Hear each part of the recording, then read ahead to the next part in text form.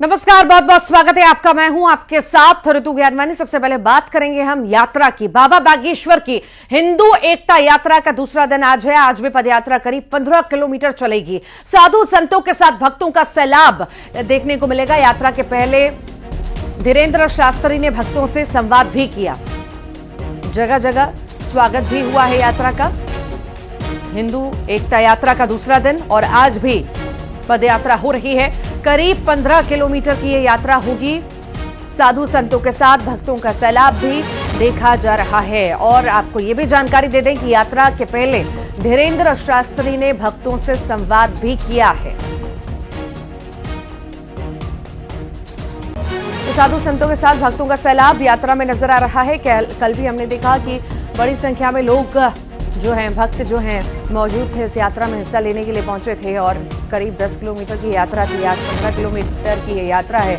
कई सारे भक्त और साधु संत भी इस यात्रा में शामिल होने के लिए पहुंच रहे हैं और जगह जगह इस पद यात्रा का स्वागत भी हो रहा है। आज दूसरा दिन है पद यात्रा का और दूसरे दिन पर भी खासा उत्साह भक्तों में देखा गया। साथ ही साथ साधु संतों का जमावड़ा भी इस पदयात्रा में देखने को मिला है। ये तस्वीरें आपके सामने धीरेन्द्र शास्त्री पदयात्रा करते हुए नजर आ रहे हैं। उनके साथ कई सारे साधु संत भी मौजूद हैं। ज्यादा जानकारी लेंगे। सहयोगी शैलेंद्र हमारे साथ लगातार जुड़े हैं। शैलेंद्र, पदयात्रा का दूसरा दिन, भारी संख्या में भक्तों की भीड़ भी हम देख रहे हैं, साथ ही साथ साधु संत भी मौजूद हैं।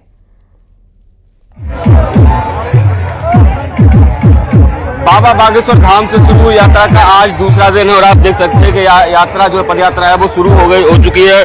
बागेश्वर धाम के पीठाधीश्वर पंडित धीरेन्द्र कृष्ण शास्त्री जो है इसे पूरी पदयात्रा की अगुवाई कर रहे हैं। वो लोगों से मिलते हुए चल रहे हैं, लोगों को संबोधित करते हुए चल रहे हैं। जो भक्त हैं उनको संबोधित करते हुए चल रहे हैं। और अब से कुछ देर पहले उन्होंने ये कहा कि यात्रा उन लोगों के लिए जवाब है जो ये कह रहे थे कि यात्रा आगे नहीं चल पाएगी। और उन्होंने कहा कि इस देश में जब जलसा हो सकता है तो फिर पदयात्रा क्यों नहीं हो सकती। और देखिए, लगातार वो लोगों से बातचीत भी कर रहे हैं, लोगों से उनका दुख दर्द भी जान रहे हैं। और जिस तरीके से हमने देखा, कल सुबह ये पदयात्रा शुरू हुई थी और उसके बाद लगभग 17 से 18 किलोमीटर बिना रुके ये पदयात्रा चली थी। और आज भी जो तय समय था 8 बजे सुबह और उसको थोड़ी देर बाद यात्रा शुरू हो गई थी। और अब यात्रा धीरे धीरे करके छतरपुर की तरफ आगे बढ़ी। छतरपुर कस्बे में से यात्रा को आज रुकेगी। और आप देख सकते हैं तस्वीरों में जो लोग भी बाबा से मिलने के लिए यहाँ पहुंच रहे हैं, उनसे वो मेल मुलाकात भी कर रहे हैं, बातचीत भी कर रहे हैं। तो ये बताता है किस तरीके से जो जन समर्थन है या जो कहें भक्तों का जो सैलाब है वो इस पूरे यात्रा में उमड़ रहा है। बड़ी संख्या में जो भक्त हैं वो यहाँ पर पहुंच रहे हैं। और सुरक्षा के लिहाज से भी देखें तो तमाम इंतजाम जो है वो यहाँ पर किए गए हैं, क्योंकि बड़ी एक लंबी यात्रा है और हजारों की संख्या में जो लोग हैं वो यहाँ पर पहुंच रहे हैं। और देखिए, आप देख सकते हैं तो अभिवादन स्वीकार करते हुए देखिए दोनों तरफ सड़क की अगर मैं बात करूं तो लोगों का जमावड़ा लगा हुआ है। और जो लोग यहाँ पहुंच रहे हैं उनका वो अभिवादन स्वीकार करते हुए लगातार आगे बढ़ रहे हैं। और लगभग आज की यात्रा 15 से 16 किलोमीटर तक चलने वाली है। जी वाकई शैलेंद्र, हम देख रहे हैं जनसैलाब यहाँ पर भक्तों का। साथ ही साथ जो बटेंगे तो कटेंगे का नारा है, कहीं ना कहीं यहाँ पर सफल होता नजर आ रहा है। एक है तो सेफ है और साथ में सब मिलकर जो चल रहे हैं, ये संदेश भी दे रहे हैं कि हाँ, हम इस जो लाइन है, ये जो कहा गया है, इस पर हम चल रहे हैं। एकता का हम संदेश भी दे रहे हैं।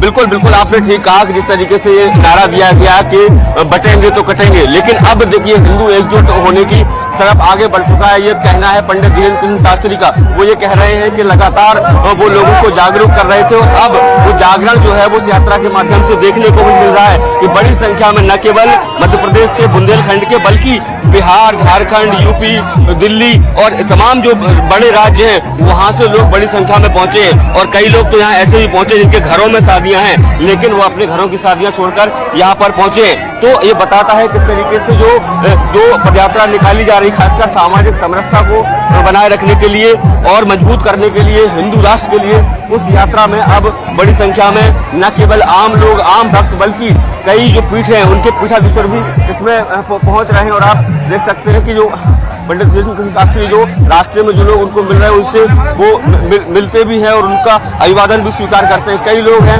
जिनको वो गले भी लगाते हैं, उनकी पूरी जर्नलिस्ट करते हैं तो ये बताता है किस तरीके से जो आम लोग हैं सामाजिक समरसता को बनाने की जो बात वो कर रहे हैं। कल रात में सामाजिक समरसता यहाँ भोज भी आयोजित किया गया था। तो ये यात्रा लगभग 160 किलोमीटर चलने वाली है। 9 दिन की ये पूरी यात्रा होगी और आज दूसरा दिन है और दूसरे दिन भी इस तरीके से लगातार उत्साह जो है वो भक्तों में देखने को मिल रहा है। क्योंकि ये कहा जा रहा था कि लंबी यात्रा है, लोग इतना चल पाएंगे नहीं चल पाएंगे, लेकिन जिस तरीके से देखने में आ रहा है कि इस यात्रा जैसे जैसे आगे बढ़ रही है वैसे वैसे लोग जो है और आगे भी चलते जा रहे हैं और भीड़ जो है वो लगातार बढ़ती चली जा रही है। जी वाकई भक्तों का उत्साह दिखा रहा है कि चाहे कितनी भी लंबी यात्रा हो, हम चलने को साथ में तैयार हैं। फिलहाल बहुत शुक्रिया शैलेंद्र जानकारी को साझा करने के लिए। बलौदाबाजार का जिक्र करते हैं। यहां पर धड़ल्ले से रेत का अवैध खनन जारी है। कई बार कार्रवाई करने के बाद भी रेत का अवैध खनन रुक नहीं पा रहा। नदियों से रेत की अवैध खनन पर लगाम नहीं लग पा रही। डेराडीह, रामपुर और कटंगी की नदियों से रेत का अवैध खनन लगातार जारी है। बेखौफ रेत माफिया हो चुके हैं। प्रशासन बेबस यहां पर नजर आ रहा है। धड़ल्ले से रेत का अवैध खनन हो रहा है। कई बार कार्रवाई करने के बाद भी रेत का अवैध खनन नहीं रुक पा रहा है। नदियों से रेत के अवैध खनन पर लगाम नहीं लग पा रही है। डेराडीह, रामपुर, कटंगी की नदियों से रेत का अवैध खनन जारी है। ये एक्सक्लूसिव तस्वीरें आप देख रहे हैं। दावा तो किया जाता है कि माफियाओं के खिलाफ कार्रवाई होती है।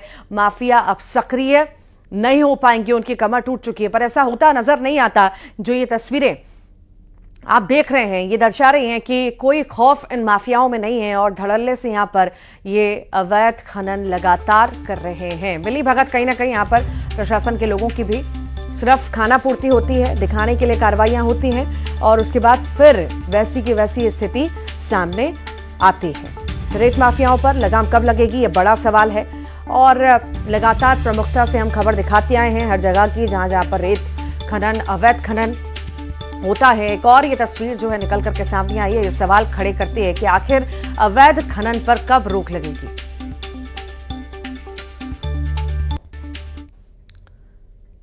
जांजगीर चांपा में हसदेव नदी से रेत का अवैध खनन जारी है। केंद्रीय मंत्री तोखर साहू के निर्देश के बाद अवैध खनन नहीं रुका है। खनिज विभाग अवैध खनन पर लगाम नहीं लगा पाया। नियम को ताक पर रखकर मशीन और चेन माउंटेन से रेत का अवैध खनन हो रहा है।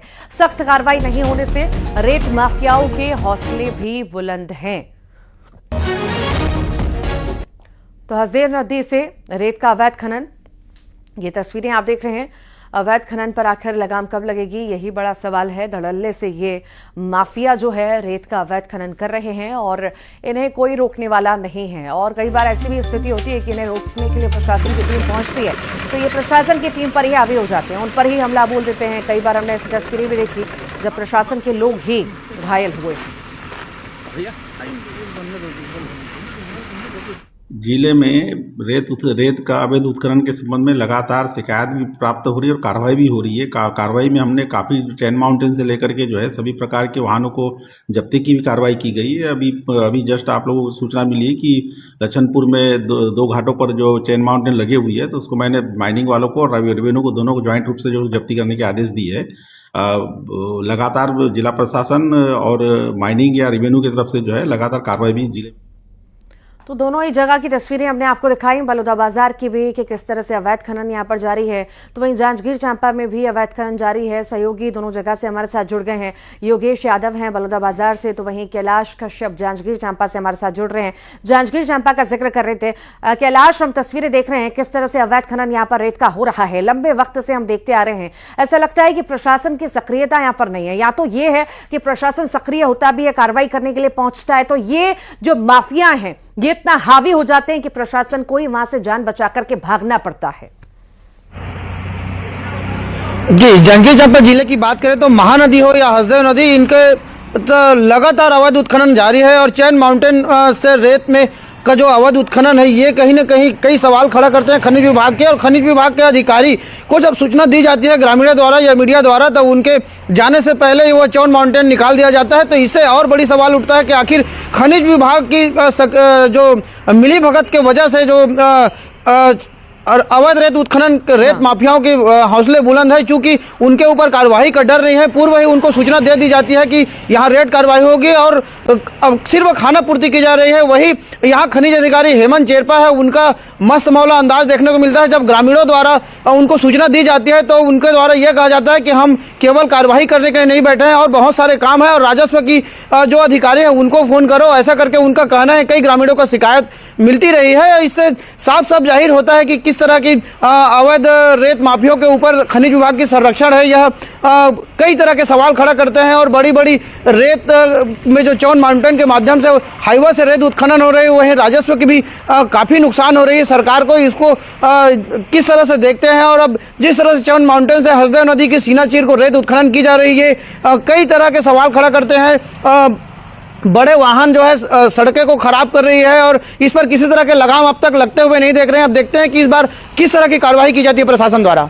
ठीक, लगातार बने रहिए। योगेश यादव भी हमारे साथ जुड़े हुए हैं बलौदा बाजार से। योगेश, ये तस्वीरें जो हम देख रहे हैं ये बयां करती हैं, दर्शाती हैं कि यहाँ पर प्रशासन की मिली भगत की वजह से कहीं ना कहीं माफिया सक्रिय हैं और धड़ल्ले से रेत का अवैध खनन कर रहे हैं और खाना पूर्ति कार्रवाई के नाम पर सिर्फ खाना पूर्ति यहाँ पर होती है।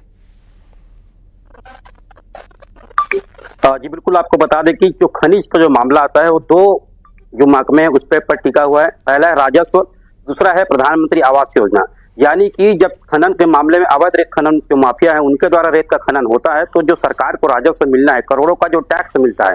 पहली बात आपको बता दें कि बलौदाबाजार जिला वो जिला है जहां से छत्तीसगढ़ को बहुत अधिक मात्रा में खनिज की जो है प्राप्ति होती है और इसी जिले से अगर रेत का अवैध खनन होगा तो सरकार को राजस्व कहां से मिल पाएगा। और खनन माफियाओं द्वारा अगर जिस तरह से रेत खनन हो रहा है वो प्रधानमंत्री आवास योजना के तहत जो आवास बनने वाले हैं उसको लेकर वो रेत को डंप कर रहे हैं ताकि जो रेत जो है कम दाम में उनको मिलना है वो अधिक दाम में जो है आवास जिनको बनना है उनको अधिक दाम में मिलेंगे। हालांकि कार्रवाई को लेकर जिले में एक तरफ जो खनिज विभाग तो कार्रवाई कर रही है, वही दूसरी तरफ जो रेत के अवैध खनन करने वाले जो माफिया हैं उन पर लगाम नहीं लग पा रही है। सुबह 4 बजे से इनकी जो डीलिंग है वो शुरू हो जाती है ट्रैक्टर के माध्यम से और साथ ही साथ बड़े बड़े डंपर के माध्यम से इनकी जो रेत के अवैध खनन है वो निकलने का प्रयास जारी रहता है। वहीं महानदी सबसे बड़ी नदी कही जाती है, लेकिन महानदी बलौदाबाजार जिला में खोखली नदी बन चुकी है। कारण यह है कि रेत का अवैध परिवहन, रेत के अवैध परिवहन होने के नाम से, रेत माफियाओं के नाम से यहाँ की जो रेत है अलग अलग जगहों पर बिलासपुर, सरगुजा, अंबिकापुर, रायपुर अलग अलग जिलों में जाती है। इन्हीं रेत परिवहन को लगाम लगाने के लिए खनिज विभाग कार्रवाई तो कर रही है, लेकिन आखिर कार्रवाई किस तरह से कर रही है ये देखने वाली बात है। कि कल सुबह ही न्यूज18 की टीम वहां पर पहुंची थी और सुबह जो रेत का अवैध परिवहन था वो चंद माउंटेन से जारी था और शाम को भी ये परिवहन चलता रहा है। ठीक, बहुत बहुत शुक्रिया फिलहाल आप दोनों का ही जानकारी को साझा करने के लिए। कांकेर का जिक्र करते हैं, यहां पर भालुओं का आतंक है। भालू ने फिर से एक शख्स पर हमला किया। बता दें आपको, बैंक के सामने यह घटना घटित हुई है। भालू के हमले में बाल बाल बचा है शख्स। हमले का सीसीटीवी भी सामने आया है। ये तस्वीरें आपके सामने, ये देखिए भालू किस तरह से हमला करता है। एक्सक्लूसिव तस्वीरें आप देख रहे हैं। ये आदमी खड़ा है और पीछे से एकदम से भालू आता है, हमला बोल देता है। हालांकि बाल बाल जान बची है शख्स की। ये तस्वीर सीसीटीवी कैमरा में कैद हुई है। अपने जो आदमी है खड़ा है और अचानक से पीछे से भालू आता है और हमला बोलता है। ये तो गनीमत रही कि समय रहते ये आदमी देख लेता है और साइड हो जाता है, वरना बड़ा हादसा हो सकता था। ज्यादा जानकारी के लिए सहयोगी खेम नारायण शर्मा हमारे साथ जुड़ गए हैं। खेम नारायण, रिहायशी इलाके में भालुओं का आतंक जिस तरह से जारी है, कहीं ना कहीं लोगों की जान पर बना ये तस्वीर एक और सामने।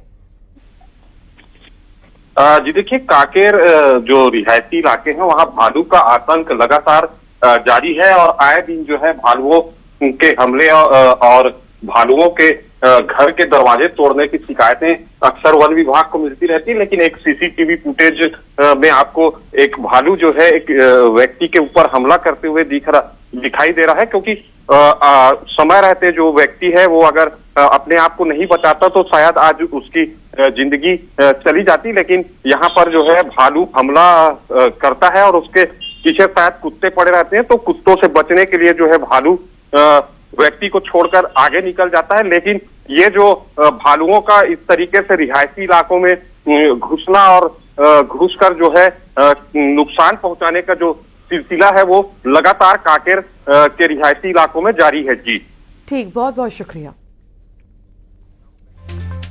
मुरैना का जिक्र करेंगे। सरकारी जमीन को लेकर दो भाइयों में विवाद हुआ। एक भाई ने दूसरे भाई को गोली मार दी, लाठी डंडों से भी पीटा गया है, जानलेवा हमला किया गया है। बचाने आए बेटे पर भी धारदार हथियार से हमला कर दिया।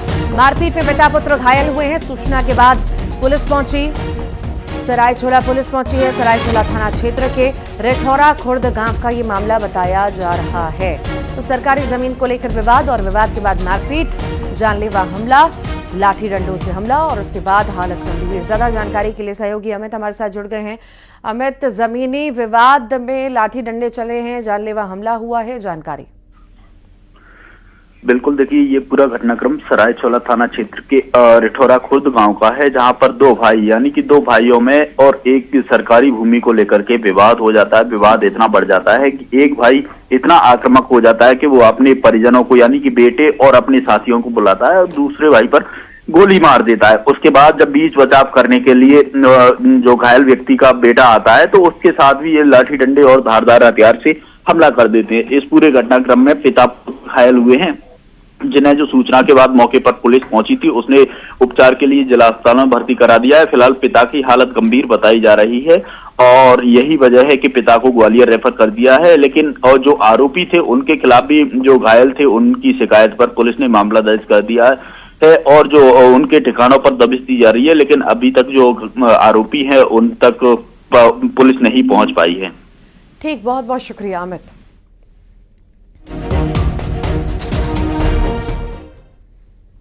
मध्य प्रदेश के कई शहरों में हवा का स्तर खराब हो रहा है। भोपाल समेत कई शहरों में एयर क्वालिटी इंडेक्स लगातार बढ़ता ही जा रहा है, जो सेहत के लिए खराब है। इसके अलावा दूसरे कई शहरों में भी वायु प्रदूषण बढ़ा है। पराली जलाने और धुंध की वजह से वायु प्रदूषण लगातार बढ़ रहा है। प्रदूषण की जहरीली हवा अपना असर लोगों की सांसों पर दिखा रही है। सांस के मरीज जहरीली हवा से परेशान नजर आ रहे हैं। ये तस्वीर आपको हम दिखा रहे हैं, प्रदूषण का मीटर हम आपको दिखा रहे हैं, कौन से शहर में क्या हालात हैं। दमोह का आप देख रहे हैं 254 पर AQI पहुंच चुका है, जबलपुर 275 पर पहुंच चुका है। तो वहीं आपको बताएं कि इसी तरह उज्जैन में 252 पर ये AQI का लेवल जो है पहुंच चुका है। सागर में 284। ये प्रदूषण का मीटर आप इस वक्त देख रहे हैं। देखिए कैसे हालात खराब हैं। अलग अलग शहरों में AQI लगातार बढ़ता जा रहा है और जहरीली हवा होती जा रही है। स्तर लगातार खराब होता जा रहा है हवा का, प्रदूषण का।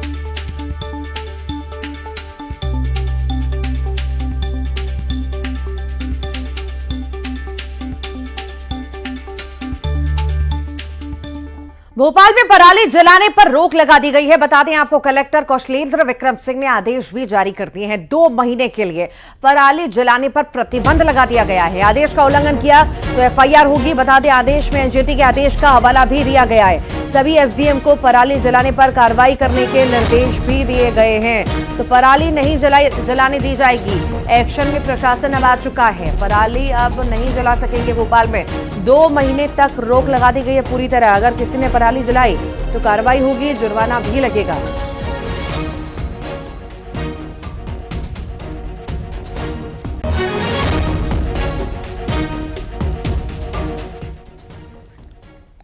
और ज्ञानवापी विवाद से जुड़ी एक महत्वपूर्ण खबर सामने आई है। सुप्रीम कोर्ट आज इस मामले की सुनवाई करेगा। दरअसल दायर याचिका में सुप्रीम कोर्ट से अनुरोध किया गया है कि इस विवाद से जुड़े सभी 15 मामलों की सुनवाई इलाहाबाद हाईकोर्ट में ही की जाए। याचिका में तर्क दिया गया है कि सभी मामलों की एक साथ सुनवाई से केस में तेजी आएगी। वर्तमान में ज्ञानवापी विवाद से जुड़े 15 मामले वाराणसी जिला न्यायालय के विभिन्न न्यायालयों में चल रहे हैं। इसके अलावा आपको बता दें कि कुछ याचिकाएं इलाहाबाद हाईकोर्ट से भी लंबित हैं। याचिकाकर्ता का कहना है कि सभी मामलों को एक जगह पर केंद्रित करने से सुनवाई में तेजी लाई जा सकेगी।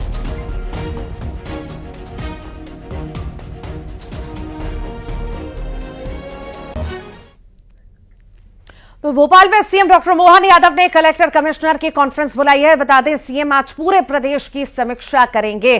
कानून व्यवस्था और जिला प्रशासन के कामों की समीक्षा की जाएगी। प्रेस कॉन्फ्रेंस में सभी संभागायुक्त, IG, पुलिस कमिश्नर शामिल होंगे। इनके साथ ही कलेक्टर और SP भी शामिल होंगे। तो कानून व्यवस्था में कसावट की तैयारी अब सरकार कर रही है और कॉन्फ्रेंस इसी के लिए रखी गई है, जिसमें अलग अलग लेवल के अधिकारी शामिल होंगे। तो प्रशासनिक कसावट की तैयारी में सीएम यादव हैं। इससे पहले भी जब ऐसी कॉन्फ्रेंस बुलाई गई थी, बैठक बुलाई गई थी, फटकार कई अधिकारियों को लगी थी और अब फिर से कानून व्यवस्था पर भी ध्यान देना है और साथ ही साथ समीक्षा उसकी करनी है। जो काम दिए गए थे क्या वो पूरे हुए, नहीं हुए, किस तरह हुए और रुके हैं तो क्यों रुके हैं, ये तमाम वो पहलू होंगे और किस तरह अब आगे बढ़ना है, कहां पर कितना जोर देना है, कानून व्यवस्था पर किस तरह ध्यान देना है। अलग अलग ये पहलू रहेंगे जिन पर इस कॉन्फ्रेंस में चर्चा होगी, समीक्षा होगी।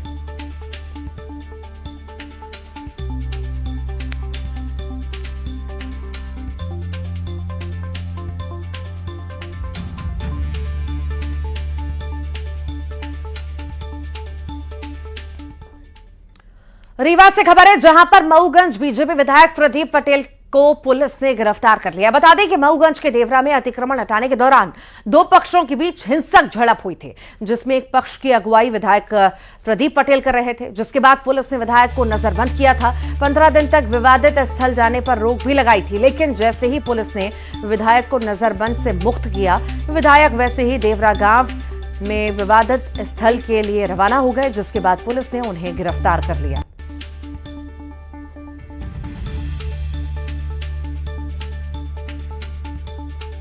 तो रिहा होने के बाद देवरा जा रहे थे प्रदीप पटेल, उससे पहले इनकी गिरफ्तारी हो गई। तनावपूर्ण स्थिति ना हो इसीलिए पुलिस ने ये कदम उठाया है और गिरफ्तार कर लिया। बता दें कि तनावपूर्ण स्थिति देखते हुए नजरबंद किया गया था और जैसे ही उन्हें मुक्त किया गया तो वो वैसे ही फिर वही गांव और जहां पर तनाव की स्थिति है वहां पहुंच गए। उससे पहले ही लोगों के बीच पहुंचते इन्हें गिरफ्तार कर लिया गया।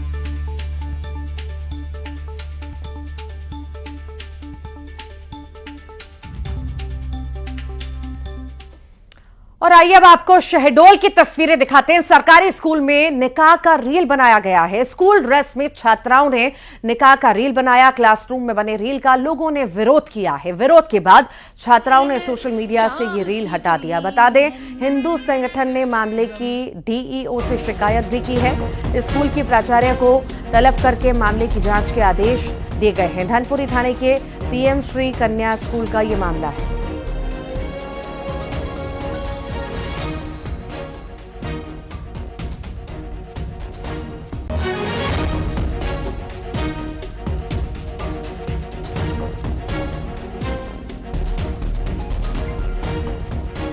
तो स्कूल ड्रेस में छात्राओं ने निकाह का रील बनाया और जब ये सामने आया तो इसका विरोध जो है हिंदू संगठन करते हुए नजर आए। साथ ही साथ इस मामले में एक्शन लेने की बात भी कही गई है। तो स्कूल में, सरकारी स्कूल में ये निकाह का रील बनाया गया।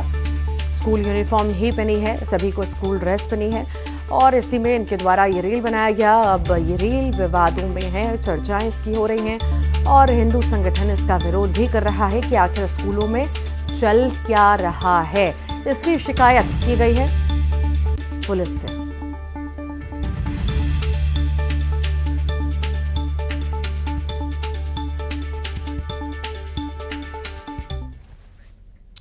और आइए अब देखेंगे टॉप 20।